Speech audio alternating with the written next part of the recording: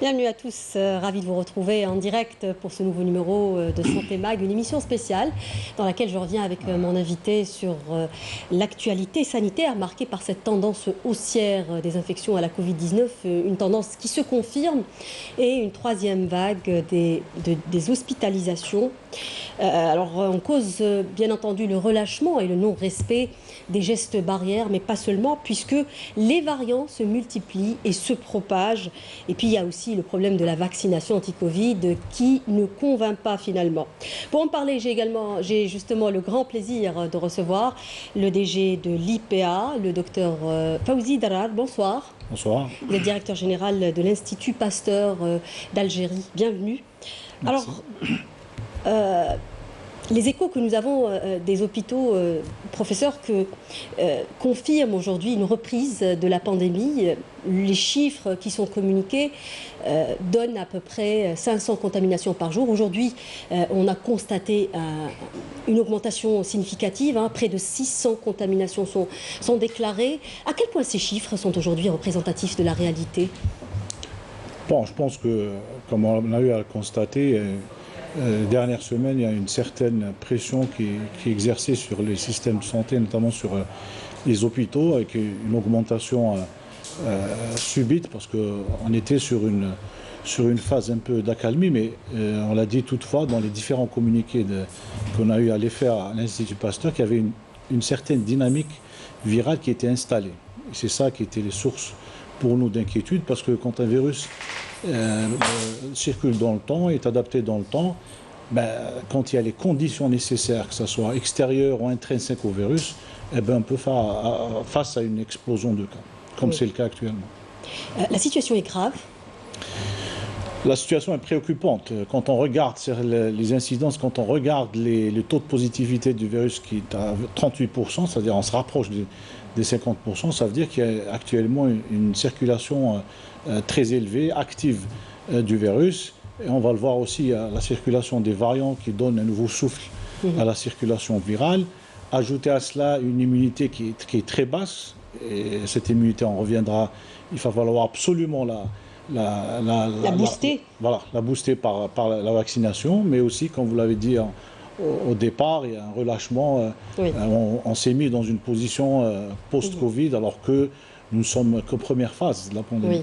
Alors, vraisemblablement, c'est la troisième vague. On incrimine, vous le disiez à l'instant, le non-respect des gestes barrières, le relâchement de la population.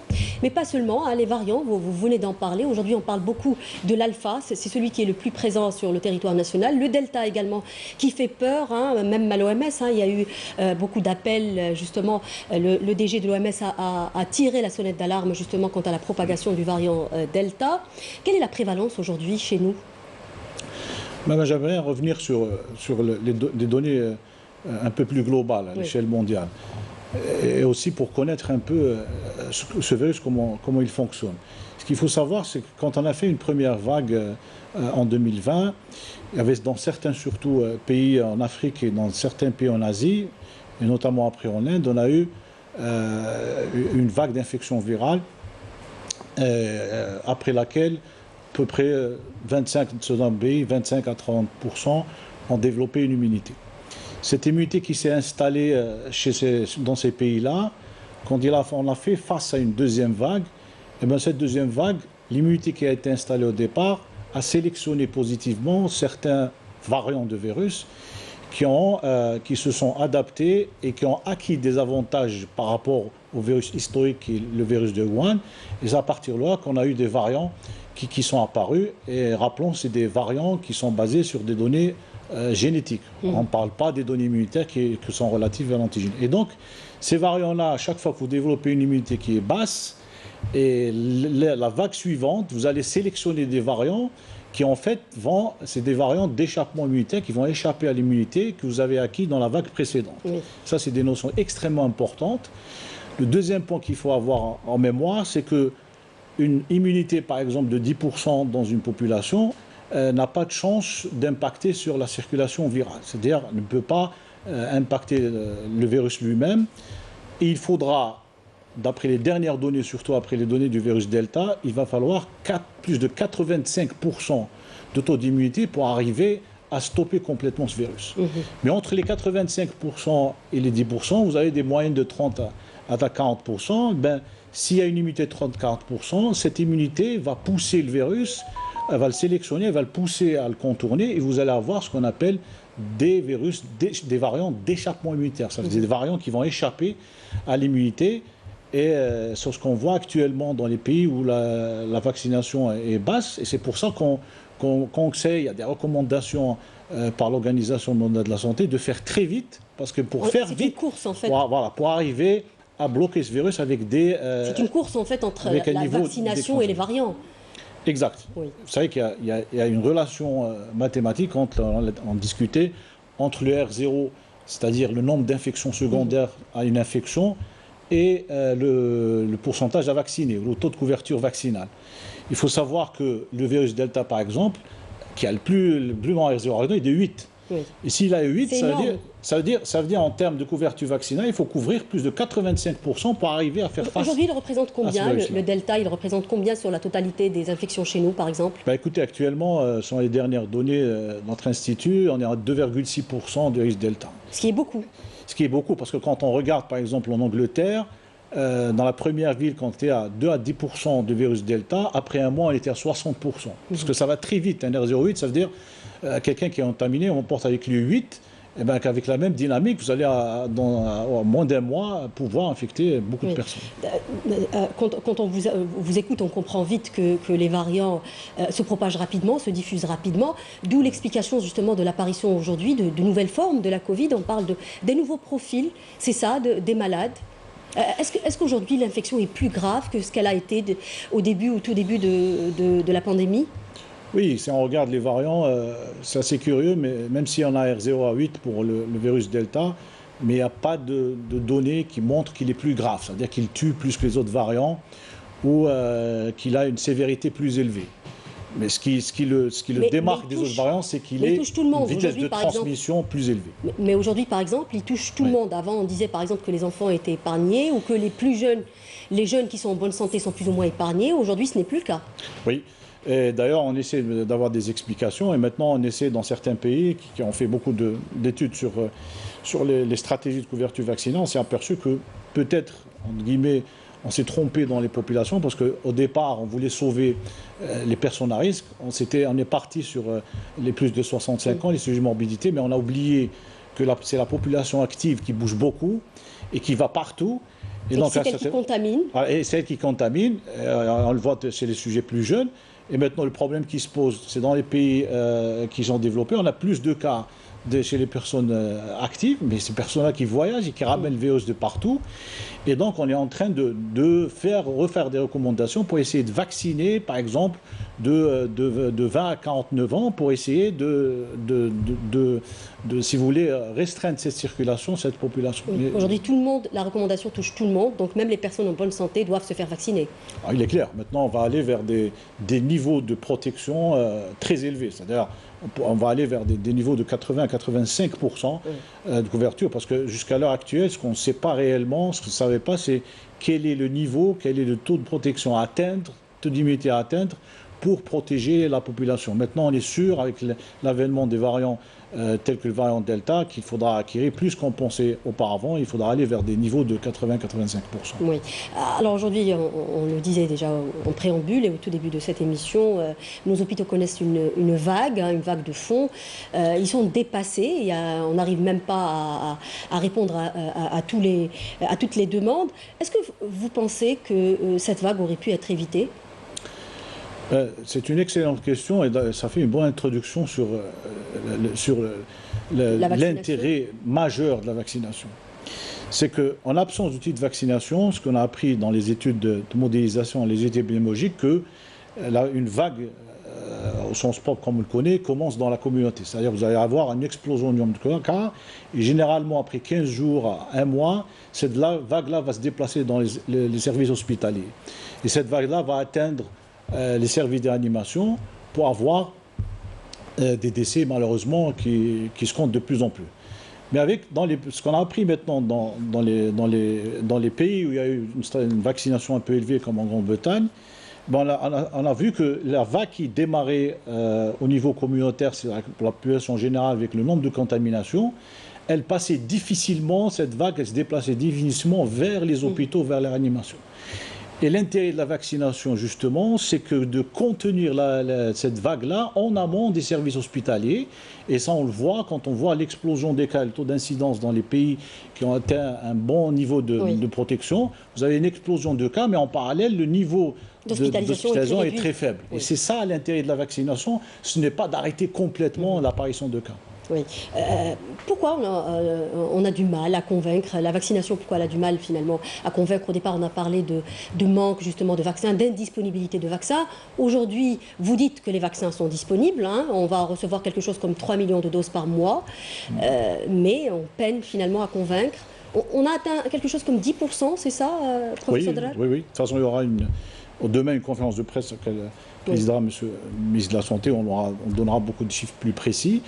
Mais ce que je peux dire, c'est que cette vaccination-là est une vaccination qu'il va falloir atteindre très très vite des niveaux satisfaisants. Et je pense que dans l'approche qu'on a eue, on a eu certaines erreurs qu'on tâchera de redresser. Pour moi, il ne fallait pas, dans les différentes interventions, se focaliser sur les acquisitions. Parce que les acquisitions, tôt ou tard, on aura des acquisitions. Mais le travail qui devait être fait, c'est un travail de pédagogie entre la population pour expliquer le temps réel.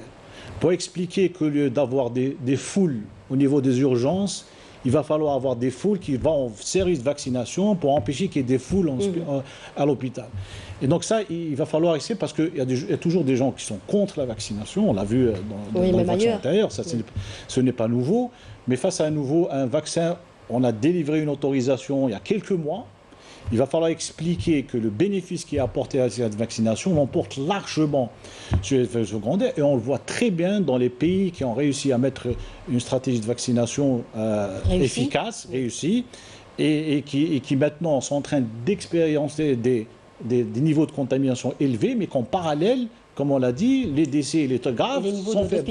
Donc l'urgence actuellement, c'est d'éviter qu'on ait des vagues à l'hôpital et qu'on ait des vagues en service de réanimation et la contenir au niveau contamination par exemple, les tests PCR, les tests antigéniques, tous les tests qui vont permettre d'apprécier, si vous voulez, la différence entre la circulation virale en communauté et l'apparition des cas graves. Alors peut-être aujourd'hui, pour convaincre justement, il faudra essayer aussi de rétablir ce rapport qui existe entre le citoyen et l'autorité que vous représentez, l'autorité sanitaire, aussi par une transparence, parce que jusqu'ici, peut-être que si l'Algérien a du mal à faire confiance, c'est parce qu'on pense qu'on nous a caché beaucoup de choses. Par exemple, par rapport aux chiffres, déjà pour commencer, les chiffres jusqu'ici n'ont pas été très crédibles.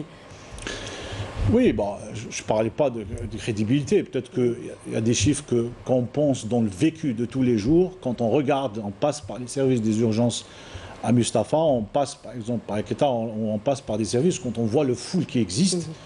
Et quand on regarde à la télévision les chiffres, on pense qu'il y a quelque chose qui ne va pas, puisque moi j'étais ici, j'ai vu une foule nombreuse. Quand on regarde les données à la télé, je vois que les chiffres ne correspondent pas. Et pourquoi les chiffres ne correspondent pas? Chacun essaie de comparer ce qu'il voit lui, pas dans un niveau global. Or, la mission dans une centrale d'un ministère, c'est de donner un aperçu global. Parce que ce qu'on voit, c'est pratiquement 10% de ce qui se passe réellement par tout le pays. Oui, mais docteur Drar, il faut dire les choses clairement. Aujourd'hui, on ne comptabilise que les RT-PCR, alors qu'on aurait pu, par exemple, comptabiliser les tests antigéniques. Les gens, aujourd'hui, ne font plus de PCR pour se faire tester. Ils vont vers l'antigénique. Des puissances mondiales, aujourd'hui, comptabilisent les tests PCR. Pourquoi on ne le fait pas, par exemple?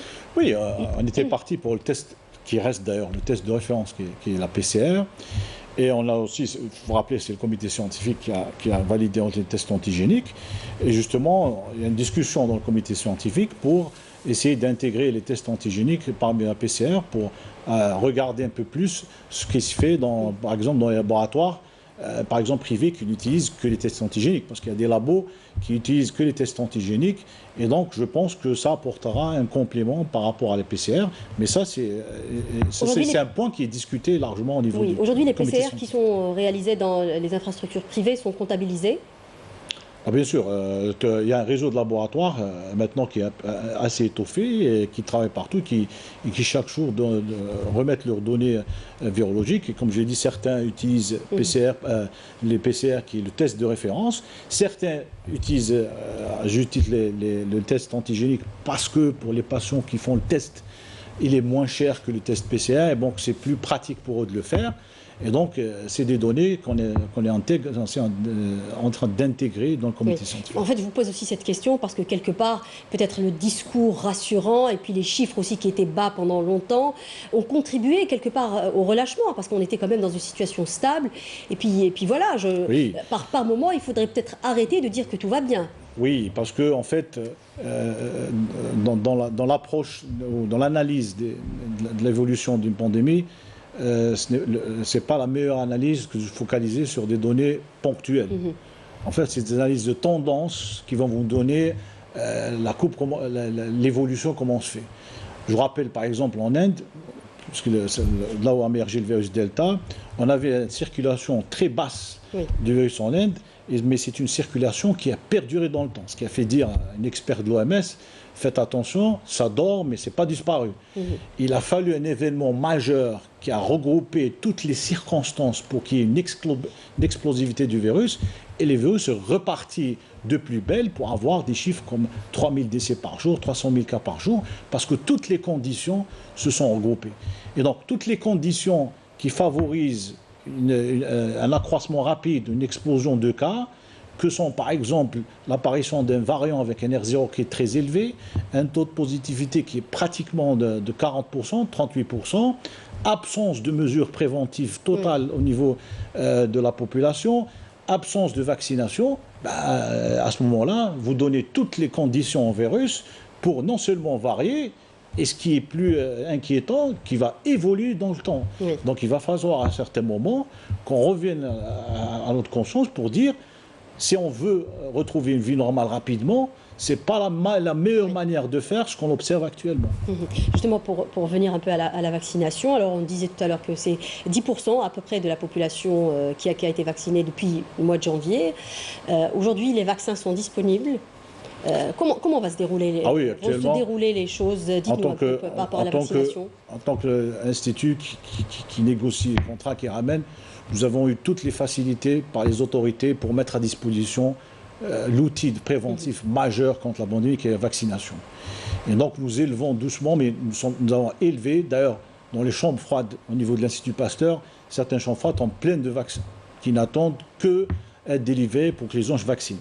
Et donc nous allons avoir croître en termes de doses, puisque attendu par exemple au mois de juillet plus de 4 millions de doses, et donc nous avons toutes les conditions pour accélérer cette cadence-là et en même temps accélérer la sortie de cette pandémie qui ne fera que du bien pour nos concitoyens. Oui, il faut dire aussi, rappeler aussi que la vaccination est descendue dans la rue aujourd'hui pour simplifier les choses. On peut se faire vacciner sans rendez-vous. Alors, quels sont les vaccins aujourd'hui qui sont disponibles? On a les vaccins chinois, notamment, le Sinovac, le Sinopharm. Un bon contrat avec le Sinovac. Nous avons un contrat avec nos collègues russes, le Sputnik V. Et donc, c'est des vaccins qui ont prouvé dans toutes les études scientifiques leur efficacité. Et maintenant, on sait globalement que tous les vaccins protègent bien. Et donc, nous n'avons aucune, si vous voulez, aucun... À des niveaux variables, quand même, les vaccins n'ont pas tous le même niveau de fiabilité. Oui, on part de 60 à 80-90%, suivant la population immunisée, suivant les variants. Et tout ça, rentre en compte dans la compréhension de la protection. Mais ce qu'il faut savoir, ça c'est très important, c'est que vous êtes vacciné par n'importe quel vaccin, vous allez développer une immunité secondaire à cette vaccination, c'est-à-dire que vous allez développer des anticorps, et les anticorps, des fois, face à certains variants, ne vont pas fonctionner bien, mais vous avez tellement un répertoire d'anticorps, un profil d'anticorps que vous allez avoir. Il faut savoir que vous êtes vacciné, vous n'avez pas développé un anticorps, vous allez développer des milliers d'anticorps, et il arrive des fois face à un certain variant que certains anticorps ne fonctionnent pas bien, mais les autres anticorps qui sont dirigés contre la cible fonctionnent toujours. Donc il y a toujours une immunité résiduelle qui protège. Oui. Alors, si on vient un peu sur la vaccination, alors là, on se vaccine une première dose. Il faut combien de temps entre les deux doses, pour rappeler juste aux gens qui nous regardent, parce qu'il y a beaucoup de questions encore qui se posent sur cet aspect technique Généralement, de quand on fait la première dose, on est à 60-70% de protection. Oui. Quand on fait la deuxième dose, on peut atteindre 80-90% par exemple pour le virus, pour la souche historique, c'est-à-dire à cause de Wuhan. Et c'est différent par rapport aux variants, on descend entre 70 et 90 pour les autres variants. Oui, est-ce qu'on peut se faire vacciner si on a déjà contracté la Covid et les deux doses, il faut avoir les deux doses lorsqu'on a déjà contracté la Covid? Pour faire simple, il faut se faire vacciner en faisant fi de toute histoire préalable d'infection ou non. Oui. Alors une personne aussi qui peut être allergique à la pénicilline, par exemple, elle peut se faire vacciner? Oui. D'abord, ce qu'il faut avoir en tête, c'est que la vaccination est un acte médical. Oui. Un acte médical, ça veut dire qu'il y a toujours un risque dans un acte médical. Ça, c'est des questions. C'est pour ça qu'on se vaccine dans un centre de vaccination qui prévoit tout ce qui est effet secondaire, tout ce qui prévoit incident. Mais tous les vaccins sont bons. Il y a certains vaccins qui, par exemple, ne sont pas indiqués chez les femmes enceintes ou chez les personnes qui ont de fortes allergies. Mais ça, au moment de vous faire vacciner, le médecin vous dira sur place si vous pouvez ou non bénéficier de la vaccination. Oui. Alors, pour revenir un peu à la troisième vague, parce que c'est aussi l'actualité, qu'est-ce qu'il y a lieu de faire aujourd'hui pour limiter justement cette reprise de pandémie ou pouvoir la stopper? Est-ce qu'on peut la stopper? Ce que je peux vous dire, c'est que le pire des scénarios, c'est de ne pas être vacciné. C'est le pire des scénarios.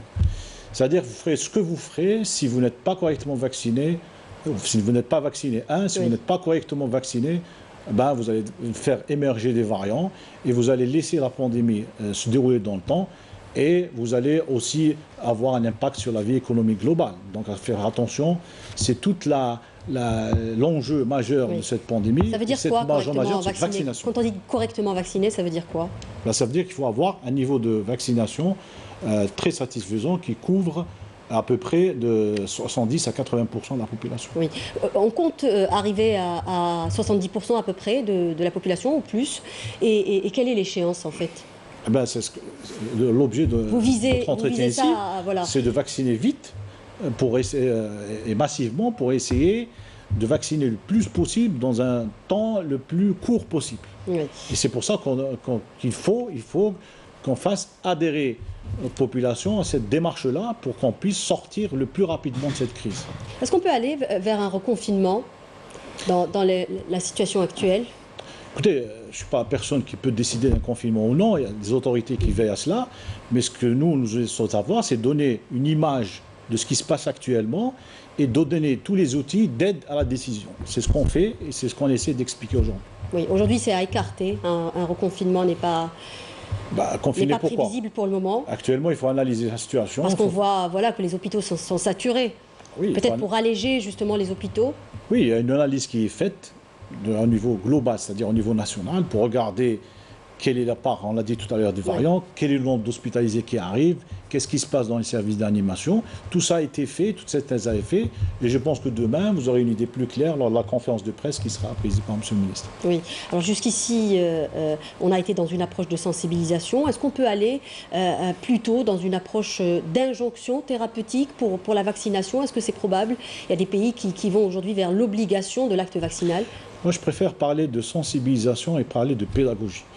Il faut expliquer. Et si ça ne marche pas?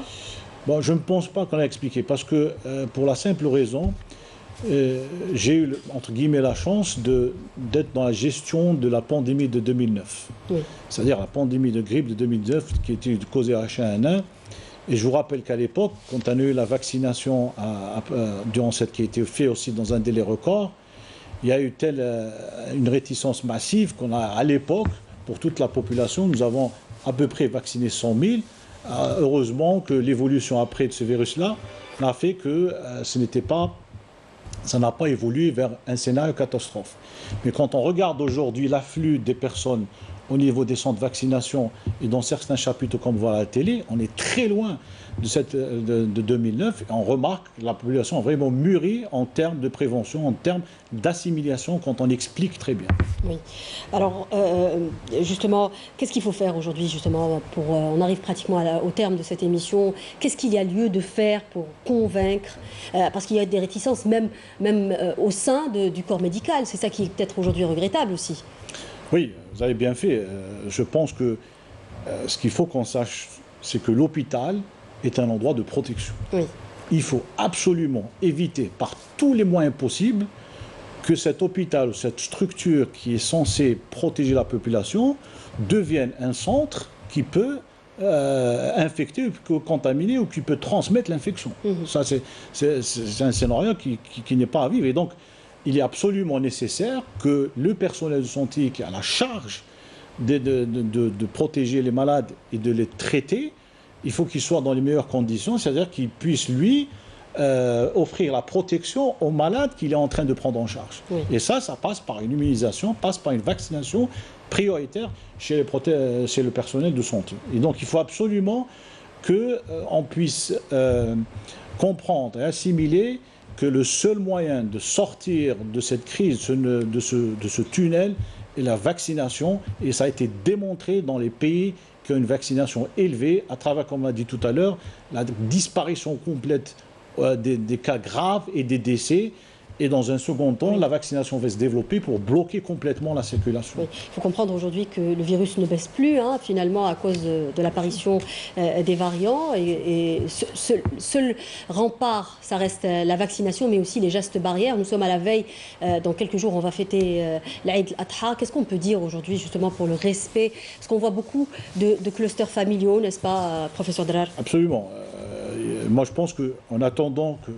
J'espère qu'on va aller se vacciner plus massivement, mais le temps que le niveau de vaccination, comme on l'a expliqué, puisse atteindre le niveau requis, il est absolument urgent de revenir vers les mesures sanitaires telles que le port de masque ou les distanciations ou éviter les rassemblements massifs, parce que ces rassemblements massifs maintenant, dans ce contexte-là, ont la particularité qu'ils pourront faire propager un variant qui est le variant Delta, qui va encore plus compliquer les choses qu'auparavant, parce que c'est un virus qui a acquis un degré de transmission très élevé, et donc il est plus urgent de revenir maintenant, dans le contexte actuel, vers les mesures sanitaires, en attendant que tous les concitoyens algériens puissent vacciner pour qu'on atteigne un niveau de protection satisfaisant. Merci beaucoup, Dr Drar, d'avoir participé à cette émission et d'avoir apporté tous ces éclairages.